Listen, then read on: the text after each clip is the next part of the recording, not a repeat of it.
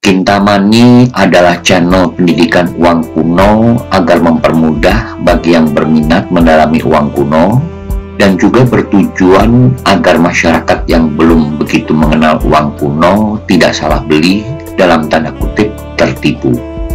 Tidak bisa dihindari dalam kehidupan ini ada kelompok orang yang dalam mendapatkan keuntungan dengan menghalalkan segala cara. Hal ini juga terjadi di dunia uang kuno.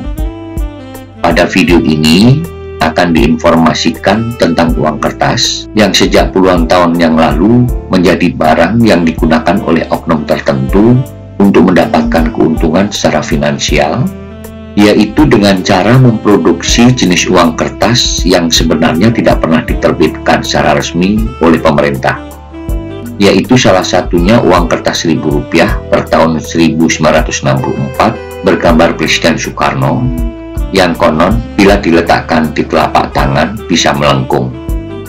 Uang jenis ini sudah sejak puluhan tahun beredar di masyarakat.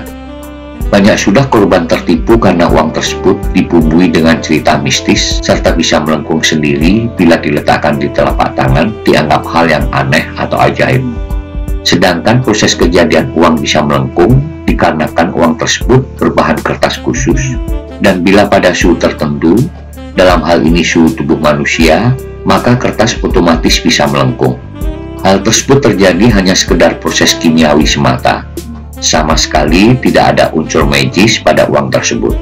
Kelompok masyarakat yang terkecoh dengan bumbu cerita magis serta unsur klinik, yang konon katanya, bila mempunyai atau memegang uang tersebut, salah satu fungsinya bisa untuk pelaris dagangan bagi para pedagang.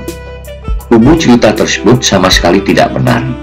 Tapi tetap saja masih banyak yang tertipu, sedangkan hal tersebut sudah berlangsung sejak puluhan tahun yang lalu. Kebetulan saya mengikuti perkembangan berita uang tersebut melalui media, yang akhir-akhir ini bermunculan semakin variatif, terutama jumlah penari yang ada di bagian belakang uang kertas tersebut. Semula hanya ada satu penari, akhirnya berkembang menjadi 16 penari. Yang saya heran, ada juga sekelompok masyarakat dengan bangganya mengkoleksi semua jenis jumlah penari, dari satu penari sampai dengan 16 penari, dan parahnya lagi tetap mempercayai bahwa uang tersebut sebagai hal yang ajaib karena bisa melengkung sendiri, serta mempunyai unsur magis.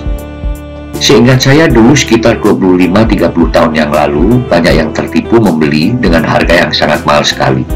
Konon pernah terjadi ada yang pernah membeli sampai ratusan juta rupiah per lembarnya. Dengan semakin mudahnya mendapatkan informasi karena kemajuan teknologi, sebagian besar masyarakat akhirnya mengetahui ketidakbenaran tentang uang tersebut, sehingga akhir-akhir ini harga menjadi sangat-sangat murah sekali.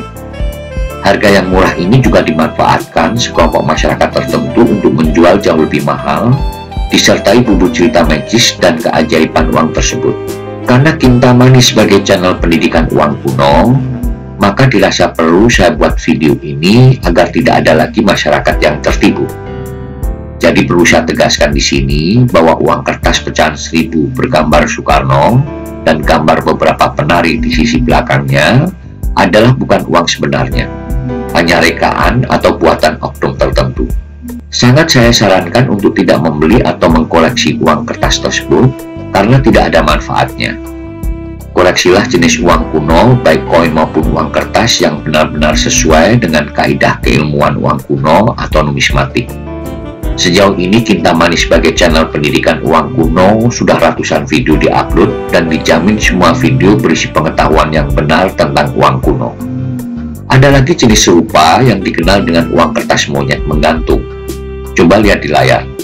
Lagi-lagi bahwa berita tersebut tidak benar dan tidak pernah ada uang kertas Indonesia seperti yang dimaksud.